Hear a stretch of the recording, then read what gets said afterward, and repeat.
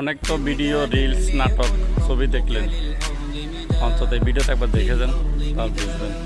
এই আওয়ামী লীগ চলে গিয়েছে, অপরাধ রয়ে গেছে। সবাই বলছে বিএনপি করতেছে, আমি বলছি বিএনপিও করে না, আওয়ামী লীগও করে না, বাংলাদেশের বাংলাদেশিরা করে অপরাধ। মায়ের ছেলে করে, স্ত্রীর স্বামী করে, ছেলের বাবা করে, মেয়ের বাবা করে, জামাইয়ের শ্বশুর করে, ভাতিজার চাচা করে, ভাগিনার মামা করে, মামার ভাগিনা করে। এই দেশে আমরা বাংলাদেশিরা অপরাধী, কোন দল অপরাধী নেই। এই মানুষগুলো দল করে, অপরাধী মানুষগুলো কেউ আওয়ামী লীগ করে, কেউ বিএনপি করে, কেউ জাতীয় পার্টি করবে, কেউ এনসিপি করবে, কেউ ওই নাগরিক পার্টি, নতুন করে একটা পার্টি হয়েছে এটা করবে। বাংলাদেশের মানুষ করবে এই পার্টি। এরপর দোষ দেবে বিএনপি, দোষ দেবে আওয়ামী লীগ, দোষ দেবে এনসিপি, দোষ দেবে জাতীয় পার্টি, দোষ দেবে জামাত ইসলাম, দোষ দেবে হেফাজত ইসলাম। অথচ মানুষগুলো দোষী। মানুষ দলের কি বিচার হবে না?